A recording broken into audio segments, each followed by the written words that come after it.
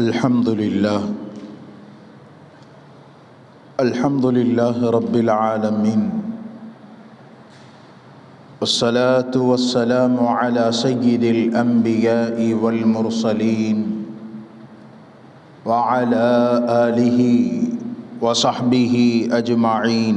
أما بعد، فقد قال الله تبارك وتعالى في كلامه الكريم: شهر رمضان الذي أنزل فيه القرآن هدى للناس وبينات من الهدى والفرقان إلى آخر الآية. وقال رسول الله صلى الله عليه وسلم في حديث قال: من أصبح منكم اليوم صائما؟ قال أبو بكر: أنا يا رسول الله. قال: ومن اتبع منكم اليوم جنازة؟ قال أبو بكر: أنا يا رسول الله. فقال: من أطعم منكم اليوم مسكينا؟ قال أبو بكر: أنا يا رسول الله. فقال: من عاد منكم اليوم مريضا؟ قال أبو بكر: أنا يا رسول الله. فقال رسول الله صلى الله عليه وسلم: ما اجتمعنا في أمر إلا دخل الجنة. ரவாஹு முஸ்லிம். புகழ் அனைத்தும் அகிலத்தை படைத்து பரிபாலிக்கக்கூடிய ஏக வல்லோனாகிய அல்லாஹ் ஒருவனுக்கே உரித்தாகுக.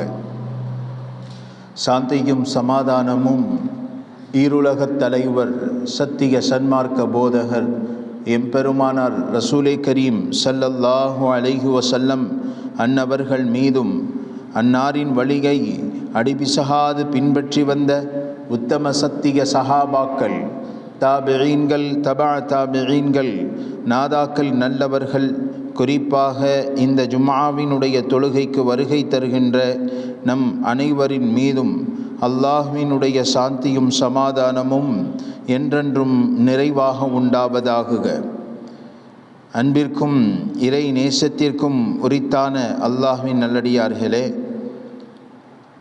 நாம் இறைவனின் மிக பெரும் கிருபையால் ரமலானினுடைய 2வது பத்தில் நாம் அடியெடுத்து வைத்திருக்கிறோம். அல்லாஹ் ஜல்ல ஷானஹு வ தஆலா இந்த ரமலானை முதல் பத்தை சரியான முறையில் கழித்தவர்களுடைய பட்டியலில் அல்லாஹ் நம் அனைவர்களுடைய பெயர்களையும் இணைத்து கொள்வானாக. ஏதேனும் குற்றம் குறைகள் நம்மை அறியாமல் செய்திருந்தால் அல்லாஹ் தன் மிக பெரும் கிருபையால் நம்முடைய குற்றம் குறைகளை எல்லாம் மன்னித்து நம்மிடத்திலிருந்து அல்லாஹ் இந்த நோன்புக்களையும் தான தர்மங்கள் சதகாக்களையும் அல்லாஹ் கபூல் செய்வானாக. எஞ்சி இருக்கக்கூடிய காலத்தில் இந்த ரமலானை சரியான முறையில் கண்ணியம் செய்யக்கூடியவர்களில் அல்லாஹ் நம்மையும் ஆக்கி அருள் புரிவானாக. அன்பிற்கும் இறை நேசத்திற்கும் உரித்தான அல்லாஹ்வின் நல்லடியார்களே, இந்த ரமலானினுடைய காலகட்டம் ஒரு உன்னதமான ஒரு மாதம். இந்த மாதத்தை சரிவர யார் பயன்படுத்தி கொள்கிறாரோ அடுத்து இருக்கக்கூடிய மாதங்களை அல்லாஹ் மிகச் சிறப்பாக சங்கையாக அல்லாஹ் மாற்றிவிடுகிறான். யார் ஒருவர் இந்த மாதத்தை பொடுபோக்காக சர்வசாதாரணமாக அதை விட்டுவிடுகிறாரோ, மற்ற மாதங்களுக்கும் இந்த மாதத்திற்கும் எந்த ஒரு வித்தியாசத்தையும் அவர் காட்டவில்லையோ, அமல்களில் முன்னேற்றத்தை அவர் கொடுக்கவில்லையோ, ரசூலுல்லாஹ் இவரை பற்றி சொல்லுகிறார்கள்: இவர் ஃபஇன்னஹு மஹ்ரூம், இவர் பெரும் பாக்கியத்தை விட்டும் அப்பாற்பட்டவராக மாறிவிடுகிறார், பாக்கியம் இழந்தவராக மாறிவிடுகிறார் என்பதாக ஸல்லல்லாஹு அலைஹி வஸல்லம் அவர்கள் ஒரு ஹதீஸில் சொல்லி காட்டுகிறார்கள். இன்னொரு ஹதீஸில் பெருமானார் ரமலானை சரியான முறையில் கழிக்காதவர்களை பற்றி இப்படி சொல்லுகிறார்கள்: 3 விதமான பத்வாக்களை பெருமானார் செய்கிறார்கள். மின்பருடைய முதல் படியில் ஏறி ஆமீன் என்று சொல்லுகிறார்கள். இரண்டாவது படியில் கால் வைக்கிறார்கள், ஆமீன் என்று சொல்லுகிறார்கள். மூன்றாவது படியில் கால் வைக்கிறார்கள், ஆமீன் என்று சொல்லுகிறார்கள்.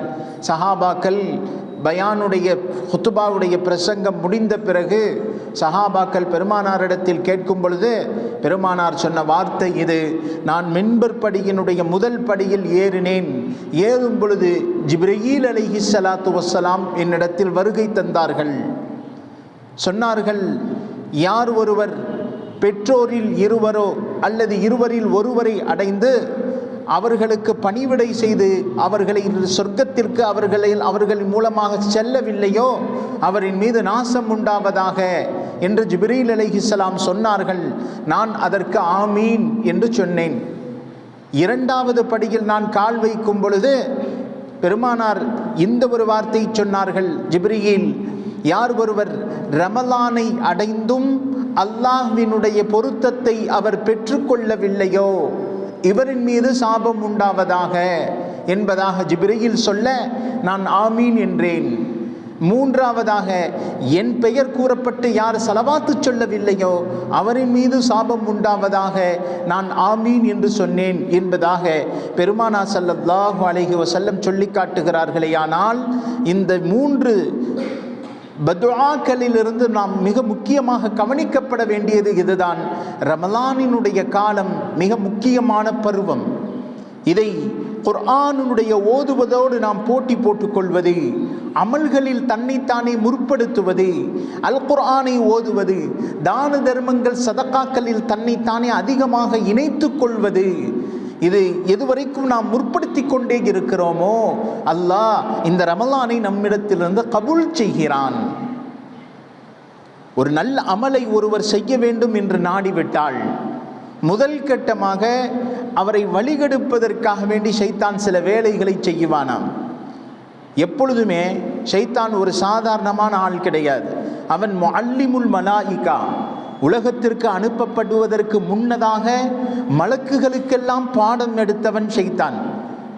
அந்த ஷைத்தான் மனிதர்களை வழிகெடுக்கும் பொழுது முதல் கட்டமாக மனிதர்களுடைய உள்ளத்தில் அவன் போடக்கூடிய சிந்தனை இதுதான்: இப்பொழுது செய்ய வேண்டாம். செய்ய வேண்டாம் என்று சொல்ல மாட்டான், செய்ய வேண்டாம் என்று தடுக்க மாட்டான். ஷைத்தான் சொல்லக்கூடிய முதல் வார்த்தை இது: கொஞ்சம் நேரம் கழித்து செய் என்று ஷைத்தான் அந்த அமலை தாமதப்படுத்துவான். மனிதன் இது போன்ற மேல் எண்ணங்களுடைய ஆசைகளில் சிக்கி தாமதப்படுத்தும் பொழுது அந்த அமலை விட்டும் அவன் தூரமாக்கப்பட்டு விடுகிறான். அந்த அமல் செய்யாதவன் நிலையிலேயே அவனுடைய காலங்கள் கழிந்து விடுகிறது என்பதை நாம் பார்க்கிறோம். சஹாபாக்கள் இந்த ஷைத்தானுடைய எண்ணத்திற்கு வழி கொடுக்க மாட்டார்களாம். அதனால தான் சஹாபாக்களை அல்லாஹ் ரதியல்லாஹு அன்ஹும், அவர்களை அல்லாஹ் பொருந்தி கொண்டான், வரது அன், அல்லாஹ் அவர்களை பொருந்தி கொண்டார்கள் என்பதாக அல்லாஹ் ஜல்ல ஷானஹு வ தஆலா சஹாபாக்கள் இவ்வளவு உயர்த்தி சொல்லுவதற்குரிய காரணம் என்ன? ஒவ்வொரு நேரத்திலேயும் பெருமானார் சஹாபாக்களை பற்றி வலியுறுத்தி சொல்லுவதற்குரிய காரணம் என்ன? பெருமானார் ஸல்லல்லாஹு அலைஹி வஸல்லம் சஹாபாக்களை பற்றி நிறைய இடங்களில் சொல்லுவார்களாம். அல்லாஹ் அல்லாஹ் ஃபீ அஸ்ஹாபி, என்னுடைய தோழர்களுடைய விஷயத்தில் நீங்கள் அஞ்சிக் கொள்ளுங்கள். லா தத்தஹிதூஹும் கரதம் மின் பஅதி, எனக்கு பிறகு என்னுடைய தோழர்களை நீங்கள் பேசும் இலக்காக, கேலி கூத்துகளாக நீங்கள் ஆக்கிவிடாதீர்கள். ஃபமன் அஹப்பஹும், அவர்களை யார் நீங்கள் பிரியம் கொள்கிறீர்களோ, ஃபபிஹுப்பி அஹப்பஹும், அவர்களை நான் பிரியம் கொள்கிறேன். வமன் அபகதஹும், அவர்களை யார் வெறுக்கிறீர்களோ, ஃபபிபுக்தி அபகதஹும், நான் அவர்களை வெறுக்கிறேன் என்றார்களே. அப்படிப்பட்ட சஹாபாக்கள் இவ்வளவு அந்தஸ்தை கொடுப்பதற்குரிய காரணம் என்ன? வேறு இடத்தில் சஹாபாக்களை பற்றி அல்லாஹ் இப்படியே சொல்லுவான்: உதுகுரு நிஅமத்தல்லாஹி அலைக்கும் இது குன்தும் அஅதாஅன் ஃபஅல்லஃப பைன குலூபிக்கும், நீங்கள் இந்த மார்க்கம் வருவதற்கு முன்னதாக பெரும் விரோதிகளாக இருந்தீர்கள், உங்களை அல்லாஹ் உற்ற நேசர்களாக ஆக்கவில்லையா? வகுன்தும் அலா ஷஃபா ஹுஃப்ரத்தின் மினன் நார், நரகத்தினுடைய விளிம்பின் மீது நீங்கள் இருந்தீர்கள். ஃபஅன்கதகும் மின்ஹா, அந்த நரகத்தை விட்டு உங்களை சொர்க்கத்திற்கு சொந்தக்காரர்களாக அல்லாஹ் உங்களை மாற்றவில்லையா? அல்லாஹ் சஹாபாக்களை பற்றி தொடர்ந்து சொல்லிக்கொண்டே வருகிறார். இப்படிப்பட்ட அந்தஸ்தை பெறுவதற்குரிய காரணம் என்ன? ஒரு சில சஹாபாக்களை பெருமானார் இப்படியே சொல்லுவார்கள், அப்துர் ரஹ்மான் ஃபில் ஜன்னா, உமர் பின் கத்தாப் ஃபில் ஜன்னா என்று 10 சஹாபாக்களை பெருமானார் உலகத்தில் வாழும் காலத்திலேயே சொர்க்கத்திற்கு சொந்தக்காரர்கள் என்று சொல்லுவார்களே. அஷரத்துல் முபஷரா 10 சஹாபாக்கள். சில சஹாபாக்கள் கேள்வி கணக்கில்லாமல் சொர்க்கத்திற்கு செல்லுவார்கள் என்று பெருமானார் பட்டியலிட்டார்களே. பெருமானார் ஸல்லல்லாஹு அலைஹி வஸல்லம் அவர்கள் மஸ்ஜிதில் உட்கார்ந்து பேசிக் கொண்டிருந்தார்கள். அப்பொழுது நரகத்தினுடைய விஷயங்கள் சொல்லப்பட்டு கொண்டிருந்தது, சொர்க்கத்தினுடைய விஷயங்கள் எல்லாம் சொல்லப்பட்டு கொண்டிருந்தது. முன்னால் அமர்ந்திருந்த ஒரு தோழர், அவர் பெருமானார் ஒரு நேரத்தில் இதை சொன்னார்கள், நாளை மறுமையில் சொர்க்கத்தில் சுமார் 70,000 நபர்களை அல்லாஹ் கேள்வி கணக்கில்லாமல் சொர்க்கத்திற்குள் நுழைய வைப்பான் என்று சொல்லும் பொழுது அந்த பக்கத்தில் இருந்த உகாபா ரலியல்லாஹு அன்ஹு வேகமாக எழுந்து சொல்லுகிறார்கள், யா ரசூலல்லாஹ் ஃபதுஉ லனா அன் அஷ்தரிக பிஹாதிஹி 70,000, அந்த 70,000 நபர்களில் என்னையும் இணைத்துக் கொள்வதற்கு யா ரசூலல்லாஹ் நீங்கள் துஆ செய்யுங்கள் என்று சொல்லும் பொழுது பெருமானார் அந்த மஜ்லிஸிலேயே அதே சபையிலேயே அந்த தோழருக்காக வேண்டி துஆ செய்கிறார்களாம். இதை கேட்ட பக்கத்தில் இருந்த இன்னொரு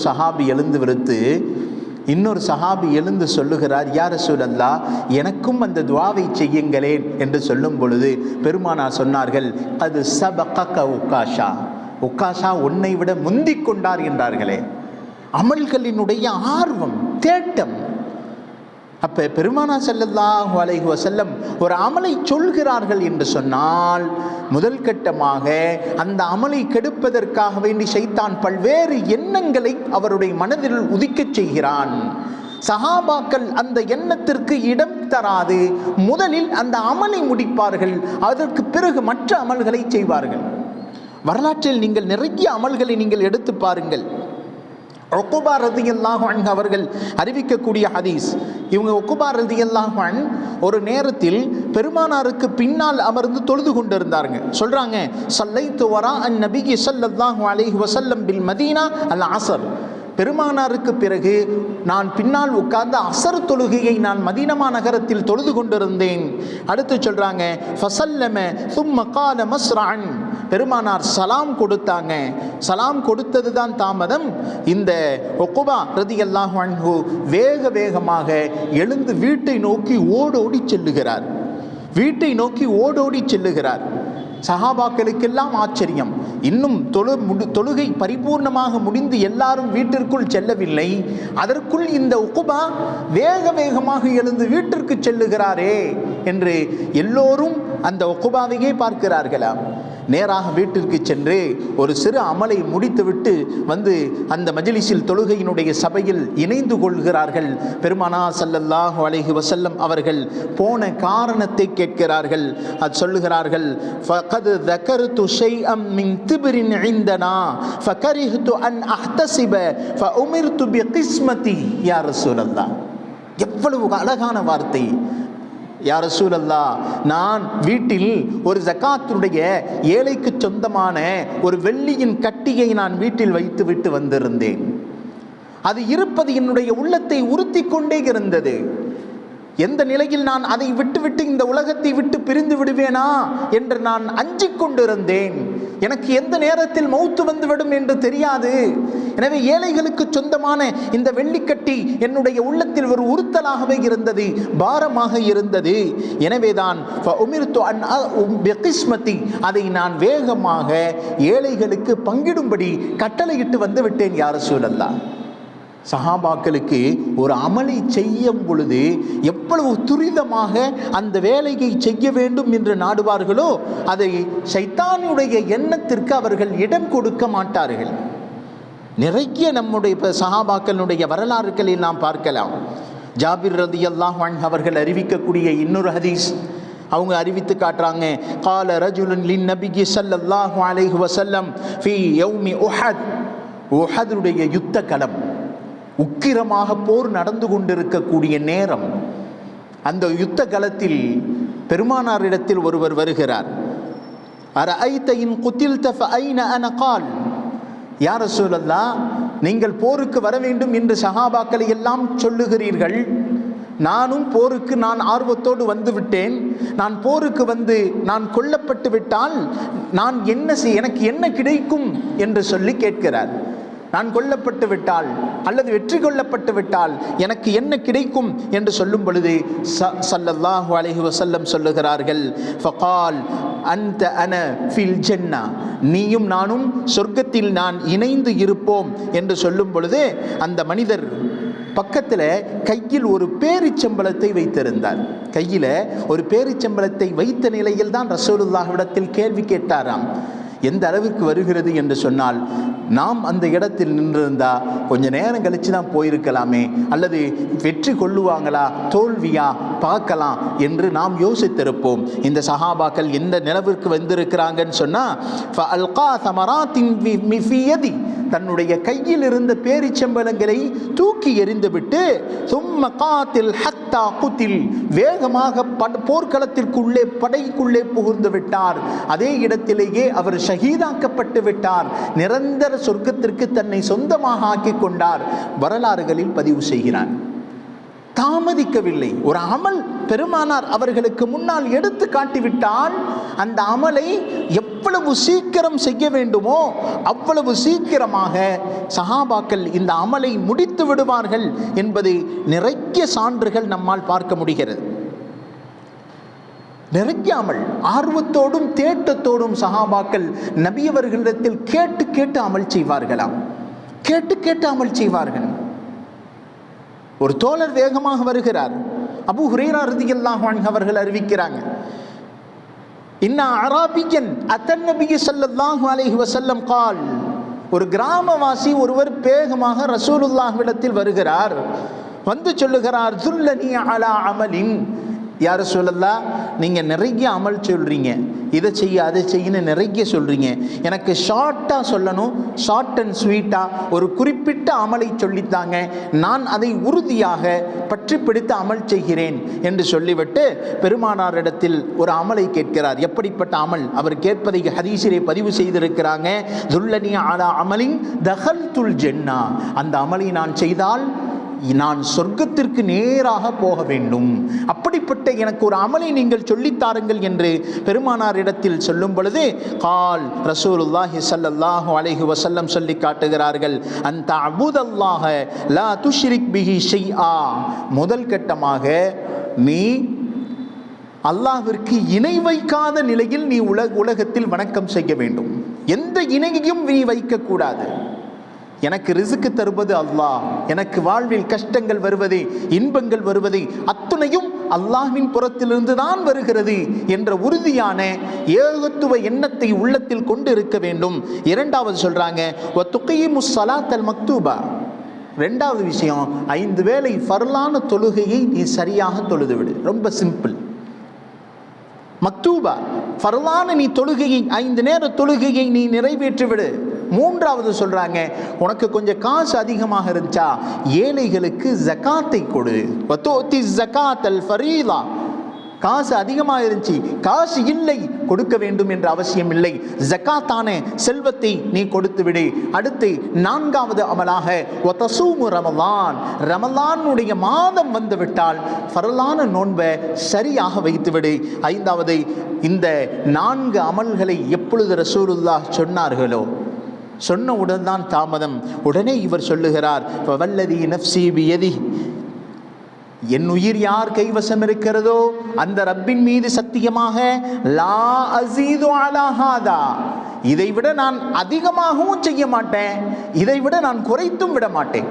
4 அமல் ஷார்ட்டாக நீங்கள் சொல்லி இருக்கிறீர்கள் யா ரசூலல்லாஹ், லா அஸீது அலா ஹாதா, இதை விட நான் ரொம்பவும் செய்ய மாட்டேன், இதை விட நான் குறைத்து விடவும் மாட்டேன் என்று சொல்லிவிட்டு ஃபலம்மா வல்லா ஃபகால நபி ஸல்லல்லாஹு அலைஹி வஸல்லம், அவர் நேராக தன்னுடைய இல்லத்தை நோக்கி நடக்க ஆரம்பித்து விட்டார். அந்த கிராமவாசி அவர் போய் மறைந்த பிறகு பெருமானார் ஸல்லல்லாஹு அலைஹி வஸல்லம் தோழருக்கு பார்த்து சொன்னார்கள், மன் சர்ரஹு ஐயந்துர இலா அஹ்லில் ஜன்னா ஃபந்துர் இலா ஹாதா, உங்களில் உலகத்தில் வாழும் பொழுதே சொர்க்கவாசியை யார் வேண்டும் பார்க்க வேண்டும் என்று நீங்கள் ஆசைப்பட்டால் ஃபல்யந்துர் இலா ஹாதா, இவரை நீங்கள் பார்த்து கொள்ளுங்கள் என்றார்களே ஸல்லல்லாஹு அலைஹி வஸல்லம்.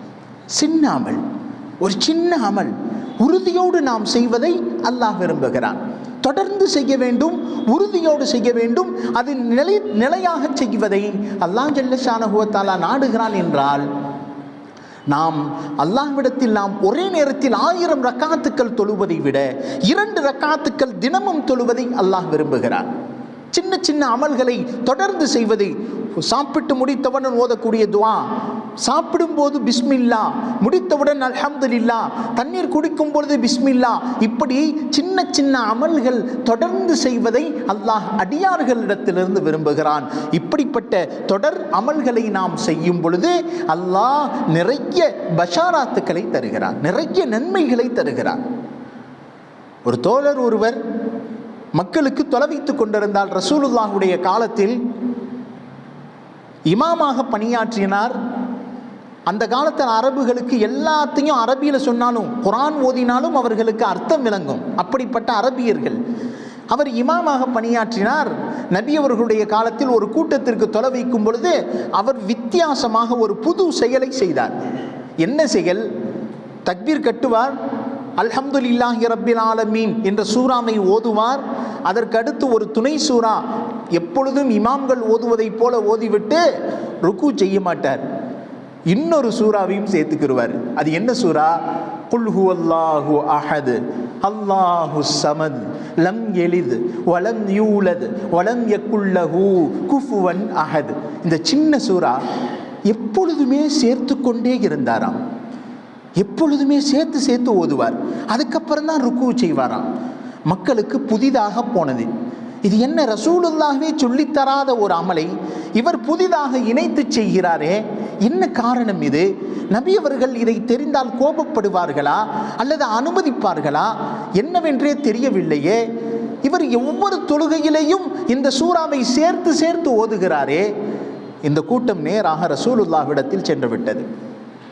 கூட்டம் நேராக ரசூலுல்லாஹ் இடத்தில் சென்று, யா ரசூலுல்லாஹ், எங்களுக்கு இதற்குரிய தீர்வை சொல்லுங்கள். இவர் தொலை வைக்கிறார். அதோடு சேர்த்து 2 சூறாக்கள், 2வது சூறாவை குல் ஹுவல்லாஹ் ஓதியே முடிக்கிறார். அதற்கு பிறகுதான் ருக்கு செய்கிறார் என்று சொல்ல, பெருமானார் அந்த இமாமை தனியாக அழைத்து கேட்கிறார்கள், லிமாதா தக்ரா பிஹாதிஹி சூரத்துல் இஹ்லாஸ், ஏன் இந்த சூரத்துல் இஹ்லாஸை நீ தொடர்ந்து ஓதிக்கொண்டே இருக்கிறாய் என்று கேட்கும் பொழுது அந்த தோழர் சொன்ன வார்த்தை இதுதான், மாலியலா அக்ரா ஹாதிஹி சூரா ஹாதிஹி சிஃபத்தும் மின் சிஃபாத்தில்லா. நான் ஏன் இந்த சூறாவை நான் ஓதிக்கொண்டே இருக்கிறேன் தெரியுமா யா ரசூலல்லாஹ்? இதில் அல்லாஹ்வினுடைய ஏகத்துவம், வஹ்தானியத் இருக்கிறது. அல்லாஹ் தன்னை பற்றி புகழுகிறான். அல்லாஹ் ஒருவன், அவன் யாருடைய இணை துணையும் அற்றவன், அவனுக்கு எந்த ஒரு தாய் தந்தையரும் இல்லை, அவன் பிறக்கப்படவும் இல்லை என்று அல்லாஹ் தன்னுடைய தன்மையை அந்த சூறாவில் விளக்கி காட்டுகிறான். எனவே இந்த சூறா எனக்கு ரொம்ப பிடித்து போனது யா ரசூலல்லாஹ். அதனால தான் என்னால் விட முடியவில்லை. நான் ருக்கு செய்ய வேண்டும் என்று நினைத்தாலும் நான் அந்த சூறாவை என்னை அறியாமல் ஓதி விடுகிறேன் யா ரசூலல்லாஹ், நான் என்ன செய்வது என்று சொல்லும் பொழுது ஸல்லல்லாஹு அலைஹி வஸல்லம் அவர்கள் அந்த தோழரை அனுப்பி வைத்துவிட்டு மக்களிடத்தில் சொன்னார்களாம், நீங்கள் அவர் பின்னாலே தொழுங்கள். தொழுது விட்டு சொன்னார்கள் பெருமானார், அடுத்து சொன்னார்கள், எந்த சூறாவின் மீது இவர் பிரியம் வைத்திருக்கிறாரோ இந்த சூறா அவரை நிச்சயம் சொர்க்கத்திற்கு கொண்டு போய் சேர்க்கும் என்றார்கள் ஸல்லல்லாஹு அலைஹி வஸல்லம். அந்த சூறா அவரை சொர்க்கத்திற்கு கொண்டு போய் சேர்க்கும். இன்னொரு ரிவாயத்தில் இப்படி வருகிறது, இவர் எப்படி இந்த சூறாவை பிரியம் கொள்ளுகிறாரோ அதுபோல் அல்லாஹ்வும் இவரை பிரியம் கொள்ளுகிறான் என்பதாக ஸல்லல்லாஹு அலைஹி வஸல்லம் சொல்லி காட்டினார்களே. யோசித்து பார்க்கிறோம், ரமலானினுடைய காலகட்டத்தை அல்லாஹ் நமக்கு ஒரு சிறப்பான காலமாக தந்திருக்கிறான். இந்த காலகட்டத்தில் நாம் நம்முடைய அமல்களை துரிதமாக சரி செய்ய வேண்டிய கட்டாயத்தில் இருக்கிறோம். மற்ற காலத்திற்கும் ரமலானுக்கும் மத்தியில் ஒரு முன்னேற்றம் ஏற்பட வேண்டும், ஆர்வம் ஏற்பட வேண்டும், நல் அமல்கள் அதிகப்படுத்தி இருக்க வேண்டும். எனவே நாம் இந்த 2வது பத்தில் அமர்ந்திருக்கிறோம். இந்த 2வது பத்து அல்லாஹ்விற்கு மிக பிடித்தமான, அல்லாஹ்விடத்தில் அதிகம் மக்ஃபிரத்தை கேட்கக்கூடிய பத்து, மக்ஃபிரத்தை கேட்க வேண்டிய பத்து. இந்த பத்தை நாம் சரியான முறையில் கழிக்க வேண்டும். காரணம் என்ன? ஒரு இடத்தில் ரசூலுல்லாஹி ஸல்லல்லாஹு அலைஹி வஸல்லம் அவர்கள் சஹாபாக்களுடைய மஜ்லிஸில் அமர்ந்து கேட்கிறார்கள், மன் அஸ்பஹ மின்கும் சாயிமன், இன்றைய நாள் யாராவது நோன்பாளியாக இருக்கிறீர்களா என்று கேட்கும் பொழுது கால அபூபக்கர் சித்தீக் ரலியல்லாஹு அன்ஹு சொல்லுகிறார்கள், அன யா ரசூலல்லாஹ், நான் நோன்பு வைத்திருக்கிறேன். அடுத்து சஹாபாக்கள்ல மறுபடியும் கேட்கிறாங்க, மன் இத்தபிஅ மின்கும் ஜனாஸத்தன், உங்களில் யாராவது இன்னைக்கு ஜனாசா தொழுதீர்களா, ஜனாசாவோடு சேர்ந்து கொண்டீர்களா என்று கேட்கும் பொழுது கால அபூபக்கர் அன யா ரசூலல்லாஹ். மஜ்லிஸ் எல்லாருமே அமைதியாக இருக்கிறாங்க.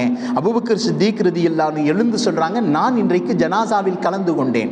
முதல்ல நோன்பு, இரண்டாவது ஜனாசா, மூன்றாவது ஸல்லல்லாஹு அலைஹி வஸல்லம் கேட்கிறாங்க, கால் மன் அத்அம மின்கும் மிஸ்கீனா, இன்னைக்கு யாராவது ஒரு ஏழைக்கு உணவளித்தீர்களா என்று கேட்கும் பொழுது கால அபூபக்கர் அன யா ரசூலல்லாஹ், நான் இன்றைக்கு ஒரு ஏழைக்கு உணவளித்தேன் என்று சொல்றாங்க. அடுத்து சொல்லுகிறார் ஸல்லல்லாஹு அலைஹி வஸல்லம் சொல்லி காட்டுறாங்க, ஃபமன் ஆத மின்கும் மரீதன், யாராவது ஒரு நோயாளிக்கு நலம் விசாரிக்க போனீர்களா. இந்த 4 அமல், ஒன்று நோன்பாளியாக இருப்பது, இரண்டாவது அன்றைய தினம் ஜனாசா தொழுகையில் கலந்து கொள்ளுவது, மூன்றாவது ஒரு ஏழைக்கு உணவளிப்பது, நான்காவது ஒரு நோயாளியை நலம் விசாரிப்பது.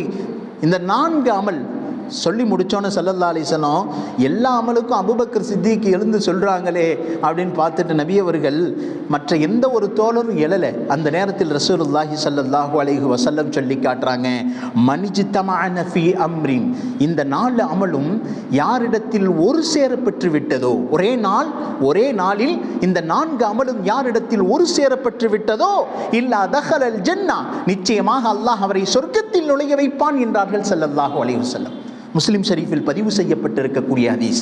அப்போ அல்லாஹ் இந்த ரமலானுடைய காலகட்டத்தில் எத்தனை ஜும்மாக்களை அல்லாஹ் தந்திருக்கிறான். நாம் முயற்சி செய்வது, ஒரு ஏழைக்கு உணவளிப்பது பெரிய கஷ்டமான காரியம் இல்லை. ஒரு நோயாளியை நலம் விசாரிப்பது, இன்றைக்கு நோயாளிகள் இல்லாமல் இல்லை, எல்லோரும் இன்றைக்கு நோயாளியாக இருக்கிறோம்.